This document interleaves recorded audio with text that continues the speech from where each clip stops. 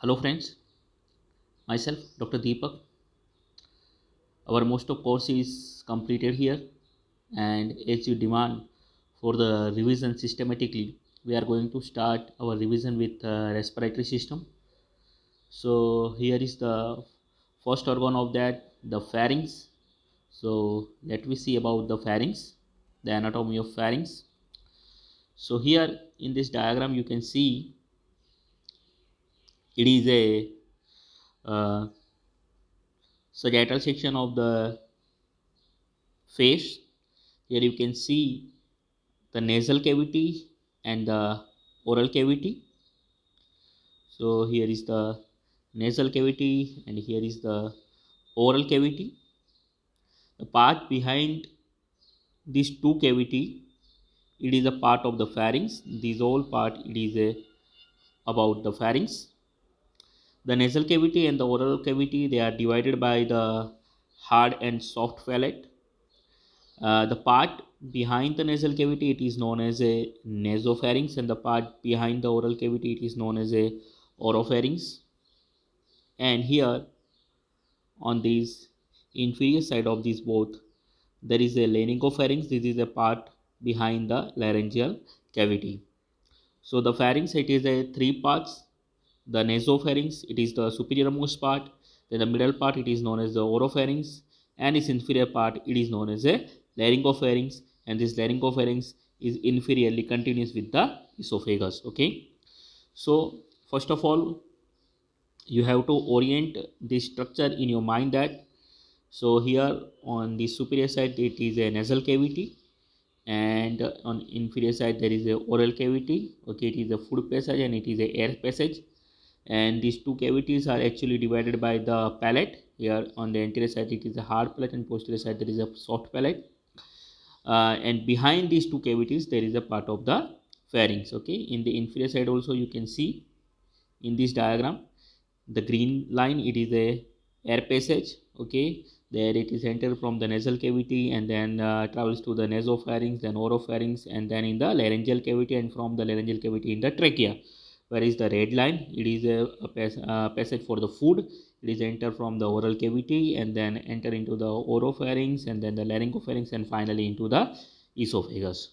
Okay, so here in this diagram you can see this. Okay, this diagram. So here on the superior side, this is a nasal cavity. Okay, the nasal cavity is the roof of the nasal cavity. As you know, it is formed by the cribriform plate, and behind it is a sphenoid bone. Okay, and this is a what? This is a occipital bone, the basilar part of the occipital bone. Okay, so you can see the basilar part of the occipital bone and the sphenoid bone here, and after that there is a first and second vertebra. It is a first cervical vertebra. Okay, and the second cervical vertebra, atlas and axis are there. Okay, so these all things we are going to discuss. Let we see. Okay, the theory. So the pharynx in the Ayurveda, it is also known as the Grasnika. It is a common passage to the upper end of the GI tract and the respiratory tract both. It is a white muscular tube situated behind the nose, the mouth and the larynx. So it has a three parts: the nasal, oral and the laryngeal part. The nasopharynx, it extends from the coinas or the posterior opening coinas. What the mean of the coina? Coinas, they are the posterior end of the nasal cavity. Okay, or they are also known as the posterior nasal apertures. The coinas to the level of the soft palate and has a four boundaries. Okay, the nasopharynx has a four boundaries. It start from the posterior part of the nasal cavity and ends at the level of the soft palate. Anteriorly, there is a posterior nasal aperture and soft palate. Okay, posteriorly, posterior side of the nasopharynx, there is a atlas and axis vertebra with the prevertebral muscles, fascia and retropharyngeal space. Okay, the atlas axis vertebra, then prevertebral muscles, fascia and retropharyngeal space. Superiorly, is roof. It is formed by the body of the sphenoid as we have discussed, and the basilar part of the occipital bone. Inferiorly, the pharyngeal isthmus which communicate with the oropharynx. What is the pharyngeal isthmus? Okay, so here You can see in this diagram, there is another diagram for the pharynx. Okay, this is a pharyngeal isthmus. Okay, it is a pharyngeal or the nasopharyngeal isthmus, and on the anterior side this is the oropharyngeal isthmus. Isthmus means it is also a opening, the opening between oral cavity and the pharynx, it is oropharyngeal isthmus, and the opening between the two pharyngeal part, it is a nasopharyngeal isthmus. Okay, so superiorly, the roof it is formed by the sphenoid bone and the basilar part of the occipital bone. Inferiorly, the pharyngeal isthmus which communicate it with the oropharynx. Okay, the posterior wall.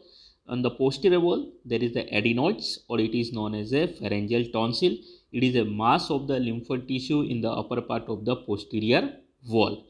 Okay, and in the lateral wall, there is a opening of auditory tube. The auditory tube, okay, which is travels from the middle ear cavity, it is open at here on this lateral wall.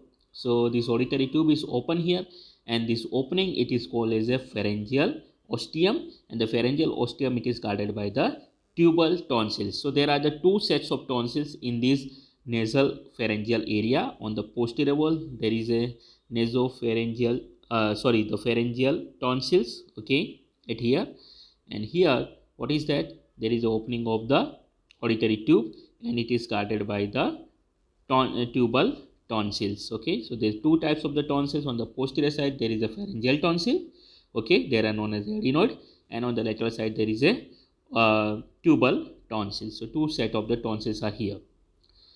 Then oropharynx, it is the middle part of the pharynx. Okay, it lies below the nasopharynx and separate from it incompletely by the soft palate. Okay, then between the soft palate and the posterior wall of the pharynx is a pharyngeal isthmus through which the nasopharynx and oropharynx are communicate. Okay, as we know. Then boundary, it has also the four boundaries. The anterior on the anterior side of the oropharynx, there is a oropharyngeal isthmus. Posteriorly, there is a C2 and C3 vertebra. Okay, on nasopharyngeal part there is a C1 and C2, and in oropharyngeal part there is a C2 and C3 vertebra covered by the prevertebral fascia, muscles, and retropharyngeal space. Inferiorly, upper border of the epiglottis. Okay, as we know, the epiglottis it is situated between the oropharyngeal area and the laryngeal cavity. Okay, so inferiorly by the upper border of the epiglottis, superiorly by the pharyngeal isthmus, it communicates with the nasopharynx. Anterior wall, in the anterior wall there is a lingual tonsil. We know that on the posterior most part of the tongue, okay, there is a tonsils are present. Okay, so these tonsils are here, they are known as a lingual tonsils. So they are situated on the anterior part of the oropharynx. Okay, so anterior wall of the oropharynx there is a lingual tonsil, upper free end of the epiglottis, and on the lateral wall there is a tonsillar fossa. This is a triangular space between the palatoglossus muscle and the palatopharyngeal muscle, and this space is occupied by the palatine tonsils. Okay, what is the palatine tonsil? So here you can see these tonsils. This is the palatine tonsils. Generally we know this palatine tonsil as a tonsil. Okay, we mean the tonsil as a palatine tonsils. Generally we are saying that there is a tonsillitis or any infection in the tonsil. So we are actually discussing about this palatine tonsils. Okay, so here this is a palatine tonsils. Okay, so on the lateral wall there is a tonsillar fossa, and in this tonsillar fossa there is a palatine tonsils are located. Then the laryngopharynx, so it is a lower part of the pharynx and it is situated behind the larynx. It extends from the upper border of the epiglottis to the lower border of the cricoid cartilage, where it extends from the upper border of the epiglottis to the lower border of the cricoid cartilage, where it becomes continuous with the esophagus. Okay, it has a boundaries, there is four boundaries anteriorly. Anteriorly there is a laryngeal opening, then soft tissue covering the back of arachnoid and cricoid cartilage. As we know, the laryngeal cavity it is covered by the cartilages. Okay, So on posterior side there is a arytenoid cartilage and the cricoid cartilage. So soft tissue covering the back of arytenoid and cricoid cartilage, it is forming the anterior boundary of the laryngeal pharynx. Then posterior side there is a C3 to C6 vertebra. Then superior, it is communicated with the oropharynx by the oropharyngeal isthmus. Inferiorly, it is continuous with the esophagus, so esophageal opening. On the lateral wall, there is a piriform fossa, one on each side of the inlet of the pharynx. There is a one fossa, the piriform shaped fossa on its lateral side. Then the wall of the pharynx, as we have discussed, that it is a muscular tube. So pharyngeal wall, it is formed by the muscles. It is consist by the it is consist by the four layers. The innermost side there is a mucus coat. Then on outer side of mucus coat there is a fibrous coat. Then muscular coat. And most outer side there is a areolar coat. In most internal side there is a mucus, then fibrous, then muscular, and the areolar coat. Then muscles of the pharynx, it is the most important thing. It may be asked in the 2 marks also. Write the name of the muscles of the pharynx. So you must have to remember these names. So 6 muscles, okay. 3 muscles are forming the outer circular layer and 3 muscles are forming the inner longitudinal layer. Okay, so you can see here it is a muscular tube, it is a pharynx. So 3 muscles on the outer side, they are forming the circular area, and 3 muscles on the inner side, they are forming the longitudinal layer. So outer circular layer, it is formed by the superior constrictor, middle constrictor, and inferior constrictor muscle. You can see here, you can see the middle constrictor muscle, then the inferior constrictor muscle, okay, and the superior constrictor muscle. And 3 longitudinal muscles, one is coming from the palate, one is coming from the salpinx, and one is coming from the styloid process. Okay, so coming from the palate, it is known as the palatopharyngeus muscle.